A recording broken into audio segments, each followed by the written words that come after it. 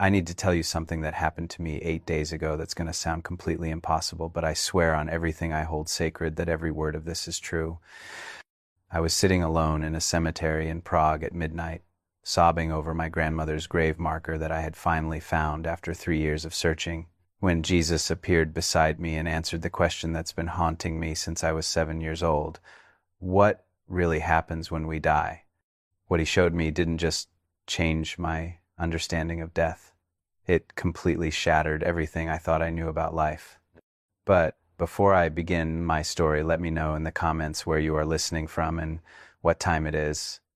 I just want to know I'm not alone in this. And if you feel moved by what you hear, consider subscribing. It helps give me the strength to speak my truth.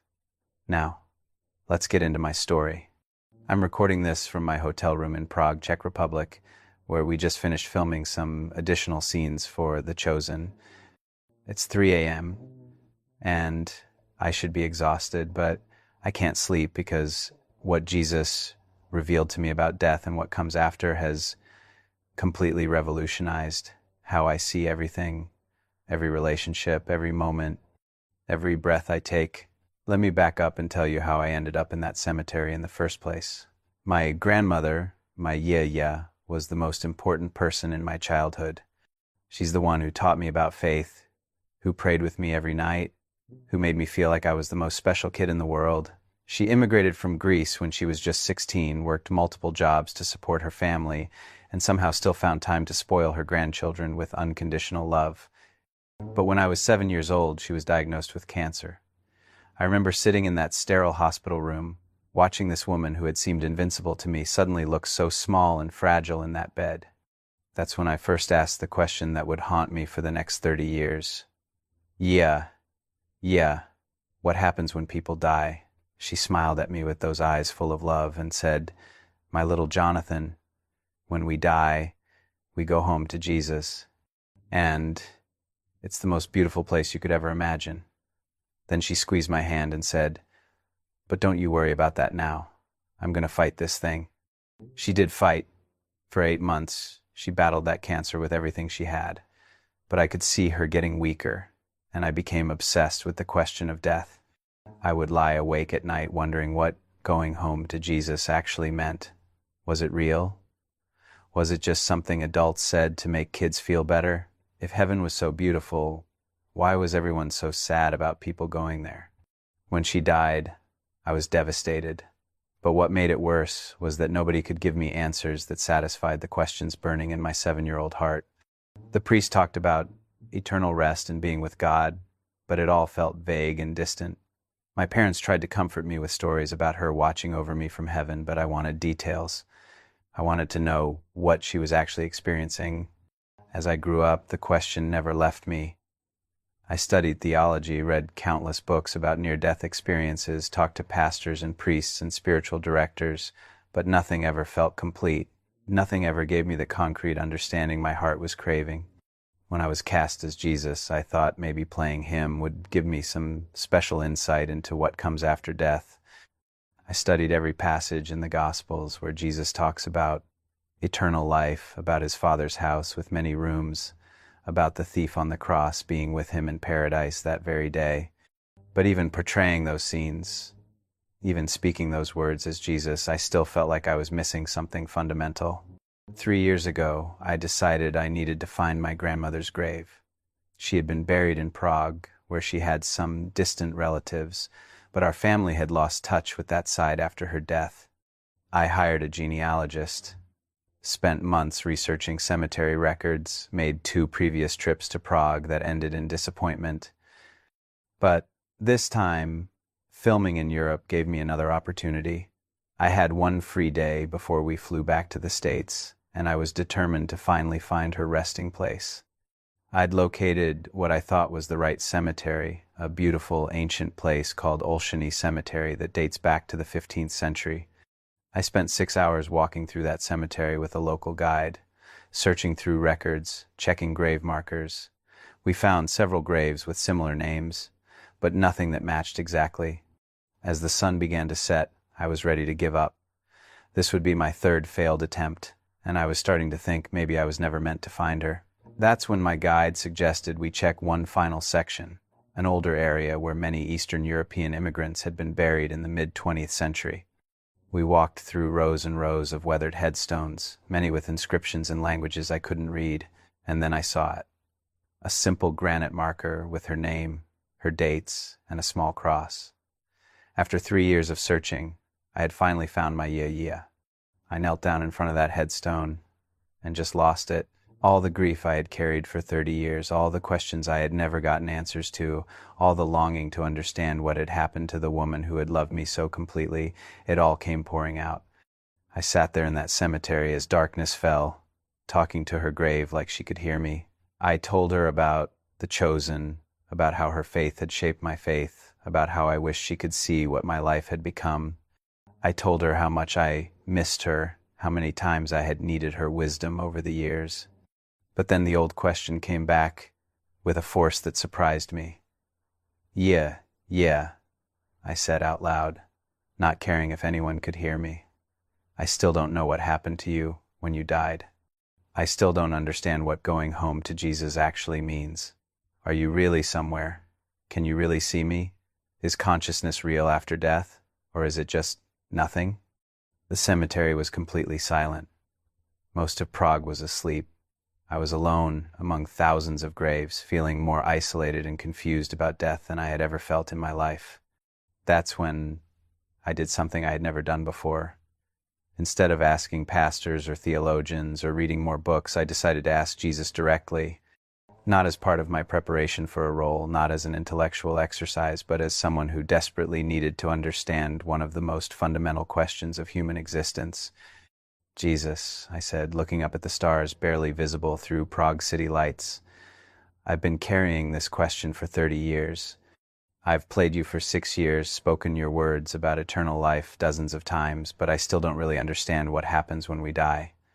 I need to know, not just for my grandmother, but for everyone I love who's going to die someday, for myself when my time comes. I paused, feeling the weight of how presumptuous my request might be. I know, you probably don't just appear to people and answer their theological questions, but if you're really there, if you really care about our deepest fears and longings, I need you to help me understand this. Because death is the one thing every human being has to face, and most of us are terrified because we don't know what's really waiting for us. The cemetery remained silent for several minutes. I was starting to feel foolish for expecting some kind of supernatural response when a voice behind me said, "Jonathan, turn around." I spun around, and there he was, sitting on a nearby bench, as casually as if he had been waiting for me. Jesus, not glowing, not floating, not surrounded by angels, just sitting there in simple clothes, looking at me with eyes full of understanding. For someone who had finally asked the question he'd been carrying his whole life. "You want to know what happens when people die?" he said, and it wasn't a question. All I could do was nod, my heart pounding so hard I thought it might wake the dead around us.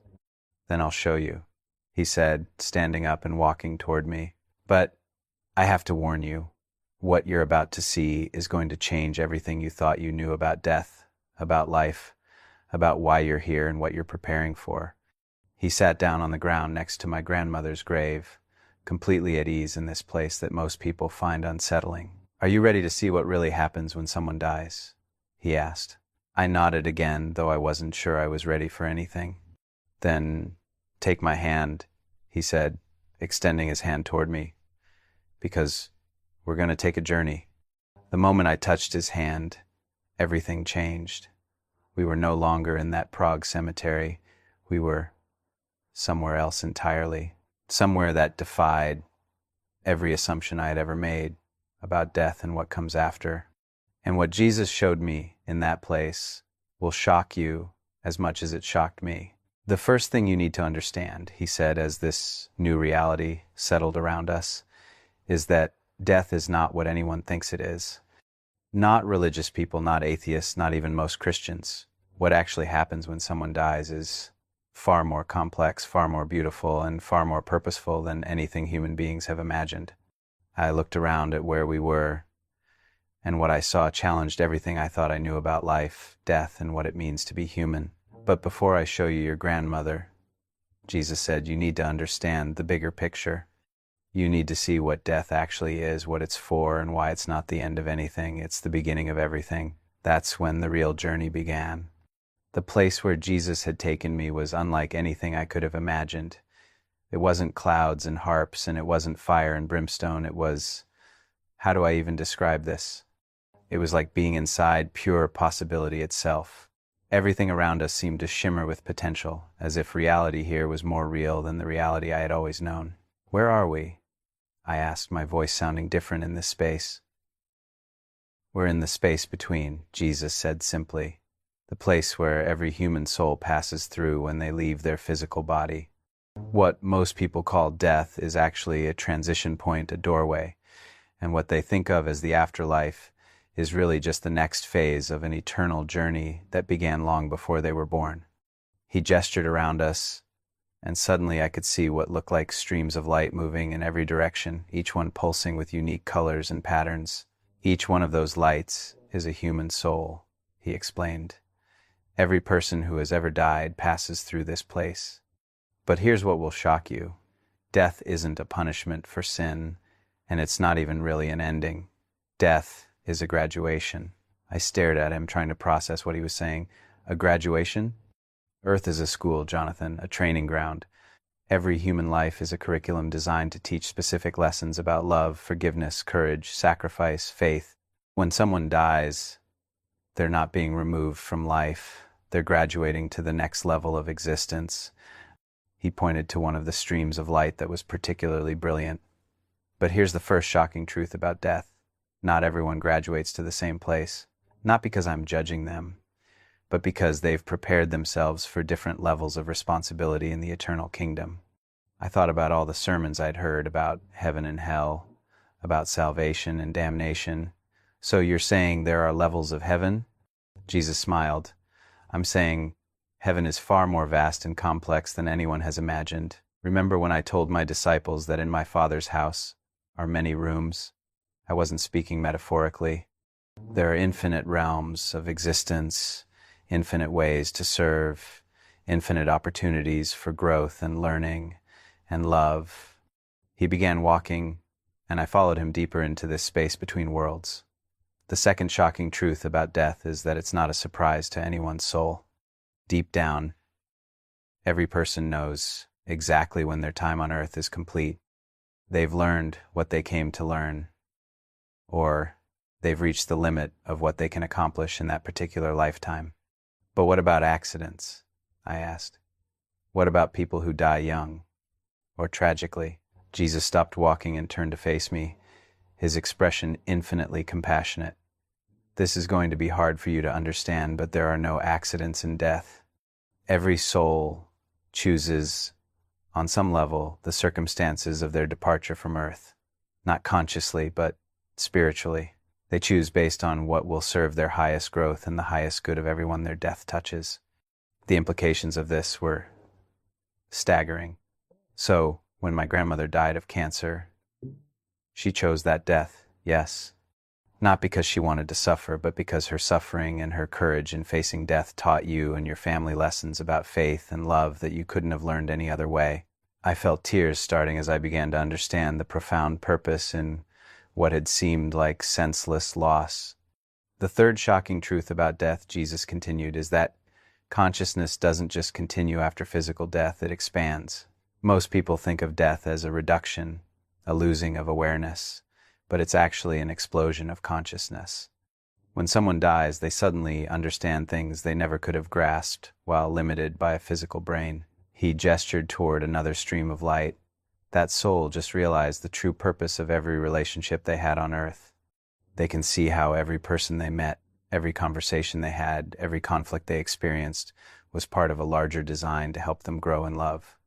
The fourth shocking truth is that death is immediate and gradual at the same time.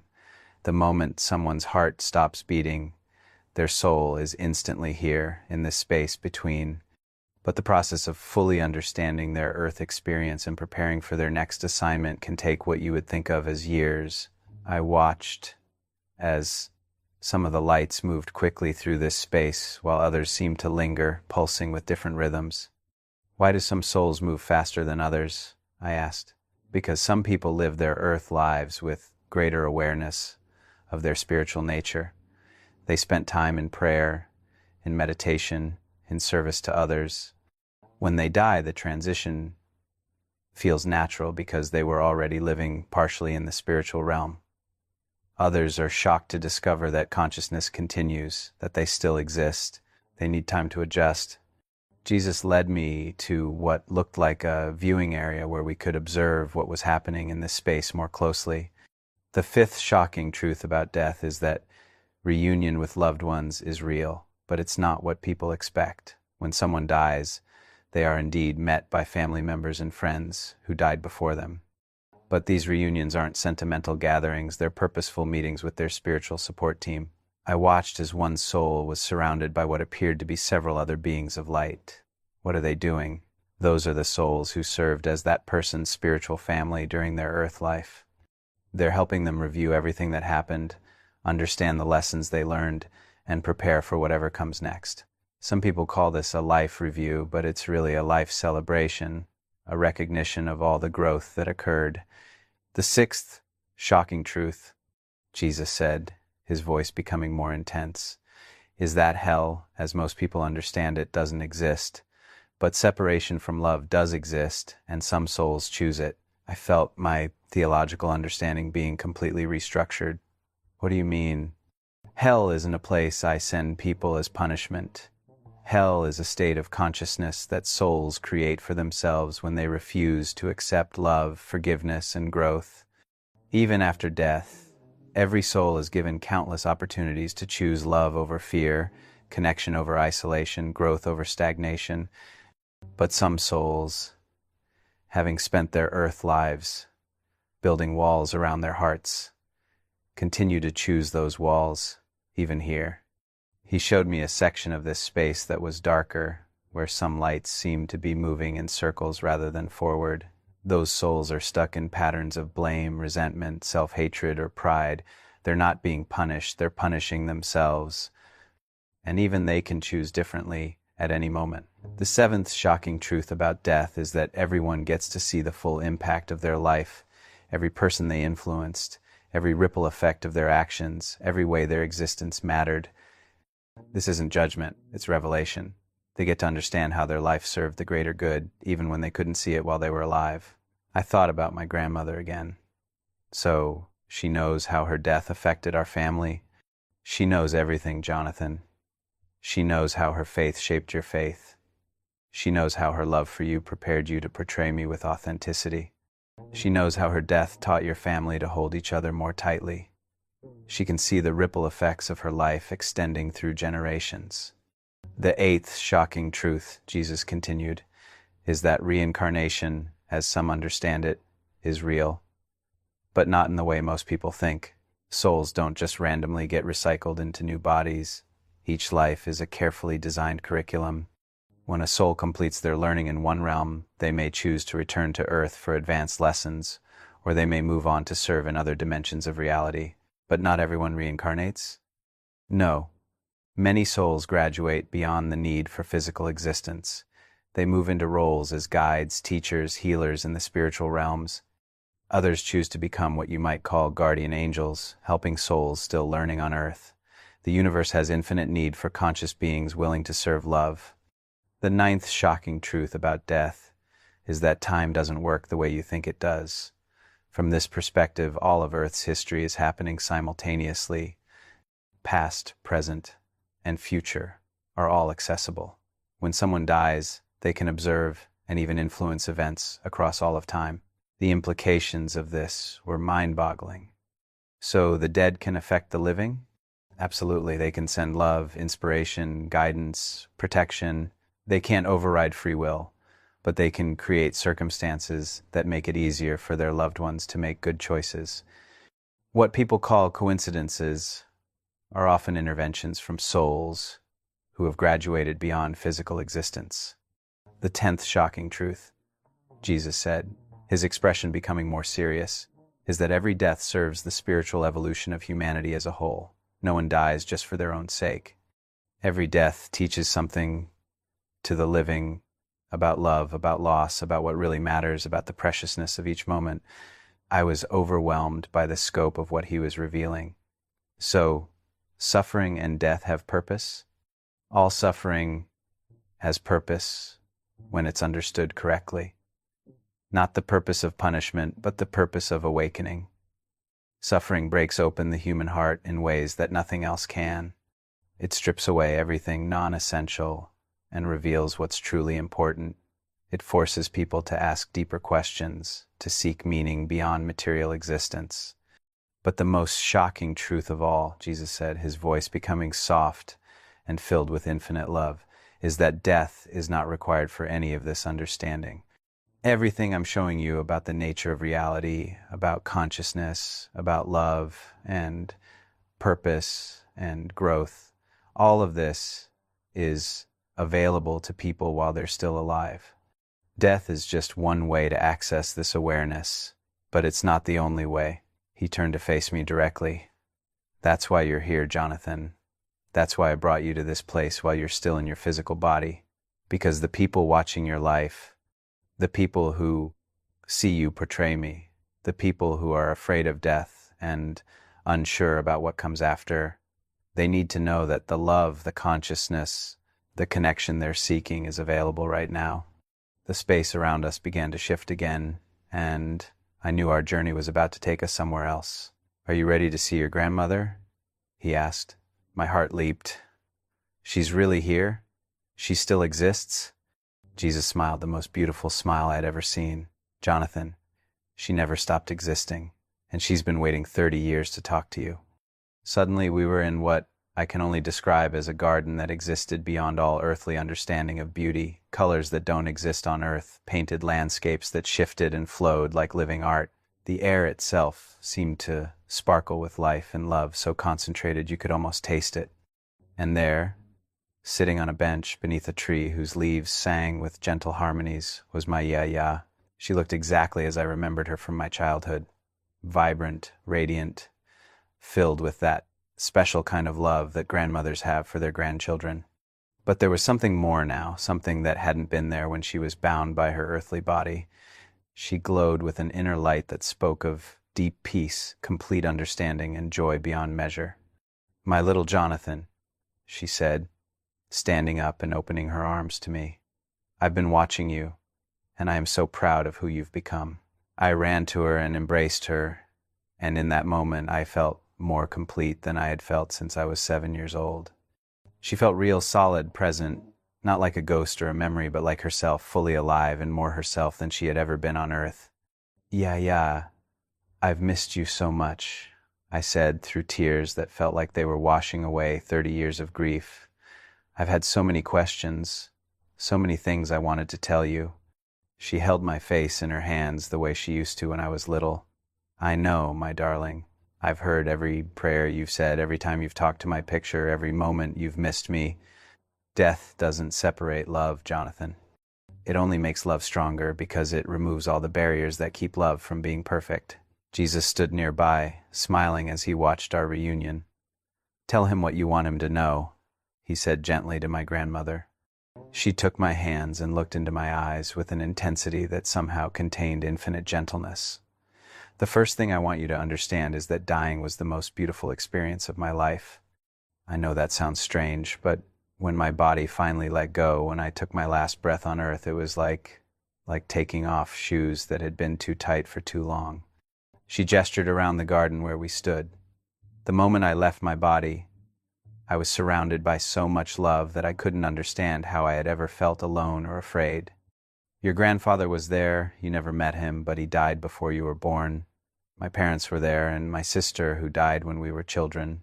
But more than that, I could feel the love of everyone whose life I had ever touched, including you." "You felt my love?" I asked. "Oh, Jonathan, your love sustained me through my illness more than you'll ever know. Every prayer you said for me, every time you held my hand, every moment you spent with me, it was like medicine for my soul. Children don't realize how powerful their love is. but a child's love is the closest thing to divine love that exists on earth. She led me to sit beside her on the bench. The second thing I want you to know is that my death served a purpose in your life that I could see even then, but you couldn't understand until now. When I died, you began asking the deepest questions about existence, about meaning, about what happens after death. Those questions shaped your spiritual journey in ways that led you directly to the role you're playing now. I thought about how my fear of death had driven me to seek God more desperately than I might have otherwise. So you're saying your death was part of God's plan for my life? Not just your life, darling. Your seeking, your questions, your deep desire to understand death and what comes after, it's prepared you to help millions of other people who have the same fears and questions you had. When you portray Jesus talking about eternal life, you're not just reciting lines. You're speaking from a heart that has genuinely wrestled with these mysteries. She smiled, and her smile contained all the love I remembered from childhood, plus something new, the wisdom that comes from seeing reality from God's perspective. The third thing I want you to know is that I never really left you. I've been present for every important moment of your life since I died. Your high school graduation, your first acting job, the day you were cast as Jesus, every time you've needed guidance or comfort, I've been there, sending you love and support. But I couldn't feel you, I said, because you were looking for me in the wrong way. You were expecting to sense me, as I was when I had a physical body, but I exist now in a much more subtle way. Every time you've felt sudden peace in the middle of anxiety, every time an unexpected opportunity has opened up, every time you've felt mysteriously strengthened during difficult moments, much of that has been my love reaching you. Jesus sat down with us, and his presence intensified the love that was already surrounding us. This is what most people don't understand about death, he said. Love doesn't end when the body ends. Love becomes purified, concentrated, more powerful. The dead don't love less than they did when they were alive. They love more because they're no longer limited by fear, doubt, or physical constraints. My grandmother nodded. And that brings me to the fourth thing I want you to know, Jonathan. Death isn't something to fear. It's something to prepare for joyfully. Not because life isn't precious, but because death is the doorway to an existence so much more beautiful than anything you can imagine. She gestured around the garden, but I sensed she was indicating something far beyond what I could see. This place where we are now is just the beginning. There are realms of existence, ways of serving and growing and loving, adventures of consciousness that will take eternity to explore.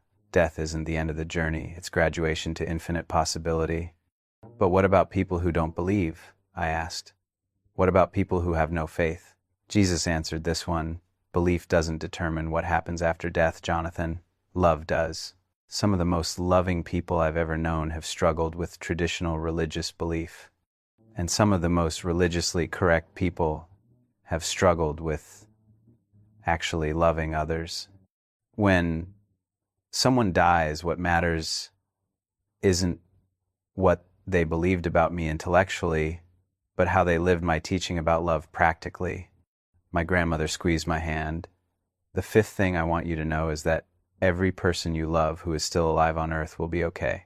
Death is natural, Jonathan.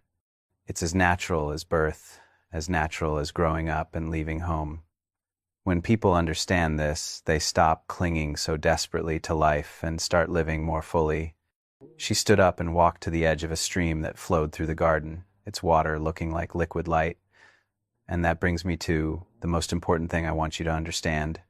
The reason Jesus brought you here, the reason he's letting you have this experience isn't just to comfort you about death, it's to change how you live. Jesus joined us by the stream. When people truly understand what death is, a transition to greater love, greater consciousness, greater service, it transforms how they approach every day they have in their physical body. They stop wasting time on things that don't matter.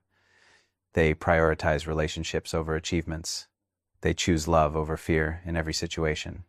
That's your message, my grandmother said, turning back to me. Not just that death isn't scary, but that understanding death correctly makes life more beautiful. When people know that consciousness continues, that love is eternal, that every day is preparing them for infinite possibility. They live with purpose, with joy, with hope that nothing can shake. I felt the truth of what she was saying resonating in every cell of my body. My lifelong fear of death hadn't just been about dying. It had been limiting how fully I could live. How do I share this? I asked. How do I tell people what I've seen without sounding crazy? Jesus smiled. The same way you've been sharing everything else, by living it. When you go back to Earth, when you finish filming The Chosen, when you interact with fans and critics and loved ones, you carry this understanding with you. People will sense something different about you. They'll see a piece about mortality that they want for themselves. My grandmother took both my hands one final time. And when you feel sad missing me, remember this moment. Remember that I'm not gone.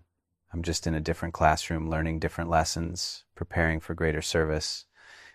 One day, when your Earth assignment is complete, you'll graduate to this realm too, and we'll have all of eternity to be together. The garden began to fade around us, and I knew my time in this place was ending. But before we left, Jesus said one more thing. The greatest gift you can give people isn't certainty about what happens after death. It's confidence that love is eternal. When people know that the love they give and receive continues forever, death loses its power to terrorize them. Suddenly I was back in that Prague cemetery sitting beside my grandmother's grave. But everything was different now. The headstone no longer felt like a marker of loss. It felt like a monument to love that had transcended physical boundaries. I spent the rest of that night in the cemetery, not in grief but in celebration, talking to my grandmother as naturally as if she were sitting beside me, because now I knew she was. When I flew back to the States the next day, people immediately noticed something different about me. Dallas said I seemed to have a piece about me that wasn't there before. Elizabeth asked if something significant had happened. George said I looked like someone who had finally gotten an answer to a question that had been haunting them. They were all right. Now I'm sharing this with you because I know I'm not the only one who has carried deep fear about death, deep questions about what comes after, deep grief over loved ones who have died. What Jesus showed me in that space between worlds isn't just for me. It's for everyone who has ever wondered if consciousness continues, if love survives death, if this life has meaning beyond just the few decades we spend in physical bodies. Here's what I want you to know. Your loved ones who have died are not gone.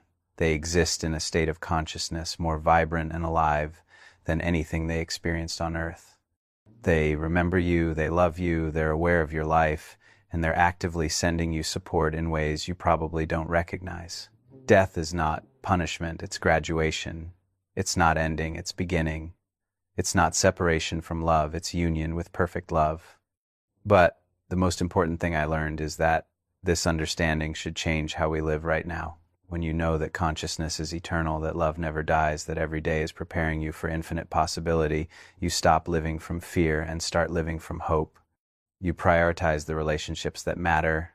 You choose forgiveness over resentment because you know you'll carry the effects of that choice into eternity. You serve others more freely because you understand that service is preparation for greater service in realms beyond Earth. You stop being afraid of your own death because you know it's just the next adventure. And you stop being devastated by other people's deaths because, they've simply moved to a different classroom in the infinite university of existence. Father God, I pray for everyone listening who has been afraid of death, who has grieved loved ones without comfort, who has wondered if this life has meaning beyond just surviving and dying. Thank you for letting me experience what exists beyond physical death. Thank you for showing me that love is truly eternal, that consciousness continues, that death is not defeat but victory. Help everyone who hears this message to live with the confidence that comes from knowing death is not the enemy of life, but the doorway to greater life. Help them to love more freely, serve more joyfully, and face their own mortality with peace instead of terror. And for those who have lost people they love, help them to sense the ongoing presence and love of those souls who have graduated to the next realm. Comfort them with the knowledge that love is stronger than death, that relationships continue beyond physical separation, that reunion is certain. In Jesus' name, amen. The truth I learned in that Prague cemetery and in the realm beyond death is the truth that sets everyone free from humanity's greatest fear. You are more than your physical body. Your consciousness is eternal. Your love survives everything, and death is not the end of your story. It's the beginning of the most beautiful chapter yet to be written. Thank you for letting me share what may be the most important message I'll ever give. I love you all, and now I know with absolute certainty that love like this never dies.